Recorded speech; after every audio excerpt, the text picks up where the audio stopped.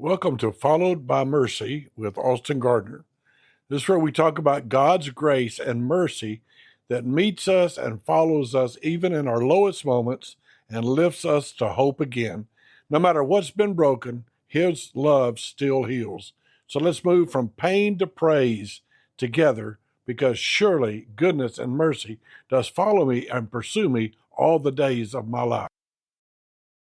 Welcome back. Yesterday, we talked about the performance trap, that feeling that we have to be perfect for God to love us. Today, I want to go a layer deeper. We're kind of peeling the onion back. I want to talk about the things you don't show anyone. Before I move on, I think it's normal that we want to perform. It's how we made it in school. That's how we made it in sports. I didn't play any sports at all.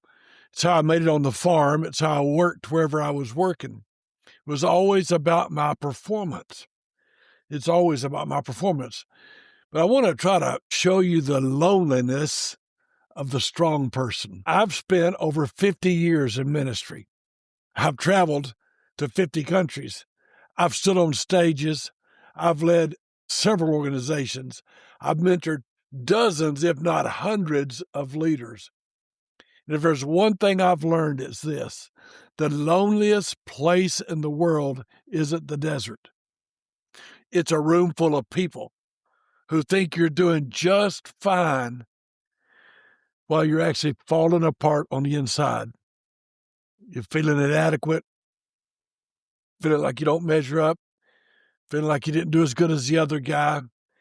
You're in the compete and compare mode. Oh, we're experts at the social media smile, aren't we? We've learned how to Christianize our pain.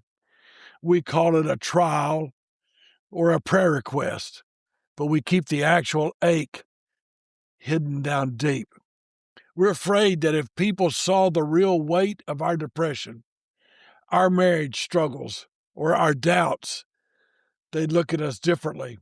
If they knew that we wanted to run so many times because we were scared, we didn't know how to handle it. I remember I was at a meeting with some very close friends, and I was preaching. I was one of the speakers. It was a college, and I was excited about being there. When they asked me to speak, though, I was like, I don't know. I don't know if I fit in. I don't know if I'm the right person. I don't know if I can do a good job.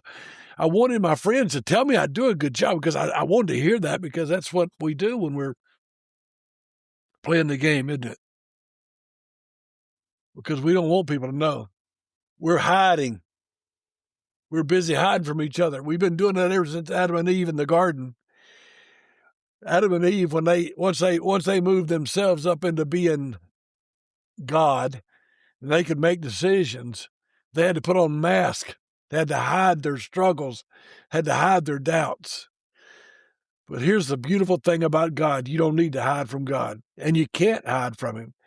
The beautiful thing is that He is not looking for an excuse to judge you. He's looking for a way to heal you. That's the key. In the book of Genesis, there's a story about a woman named Hagar. She wasn't a queen. She wasn't a hero. She was a servant, a slave.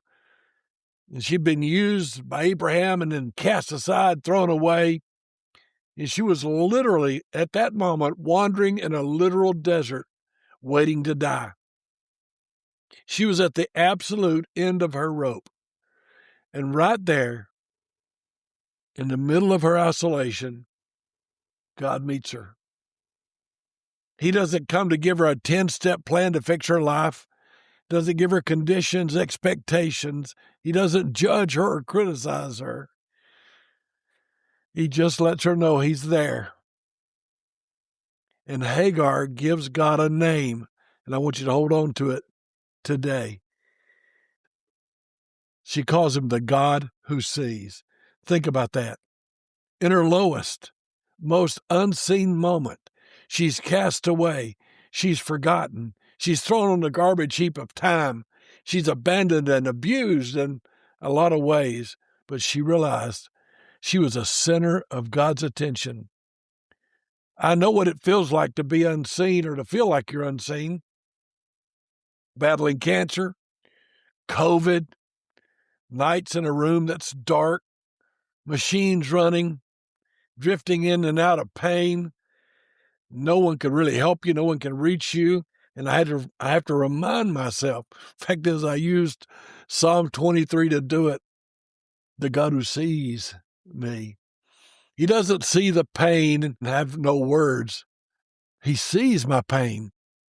I can't express it. He sees my fear.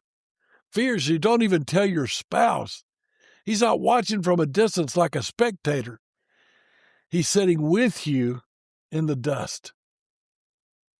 Why does it matter that God sees us? Because you cannot heal what you do not reveal. We think that by hiding our pain, we're protecting ourselves, but actually we're just packing the wound. When you keep your pain secret, it begins to fester. It turns into bitterness or addiction or coldness towards the people you love. Healing starts the moment you stop pretending. In what I call the hub, or at w.gardner.com/blog, our article we discussed yesterday, I mentioned that the big leap of faith is believing God loves you exactly as you are. Today's step is even more practical. It's coming to God and saying, Lord, you see this? You see this anger I'm carrying? You see this grief I can't get past? I'm tired of carrying the corpse of this old pain. On my website tomorrow, I'm posting an article called The God Who Heals the Broken. I want you to read it because it explores how God takes the broken pieces, the shards of our lives, those pieces we think are useless, and He creates something beautiful. God doesn't just fix things so they look new. He redeems them so they have a story. Your scars aren't something to be ashamed of. They're the evidence you survived, and God was there the whole time. If you're a leader, a pastor, or a parent that's listening to this, stop trying to be the hero who has no wounds. The people following you don't need a perfect leader. They need a real one. They need to know that it's okay to hurt because they see that you know how to take your hurt to the Father. Don't spend another night in the desert of the unseen. Pay attention to the God who sees you. I invite you to go to w.gardner.com/blog and look for the post, The God Who Heals the Broken. Use it as a guide to start talking to Him about the secret things. I'm Austin Gardner, and thank you for letting me walk with you for a few minutes today. Remember, He sees you, He loves you, and He's working even when you can't see the way out. He's the God that sees us. He loves us. God bless you. I love you. Thank you for the chance to talk to you, and I will see you tomorrow. Thanks for listening to Followed by Mercy with Austin Gardner. If today's message spoke to your heart, share it with someone who needs to know God hasn't given up on them. Remember, your pain isn't the end of your story. In Jesus, it can become praise. Thank you.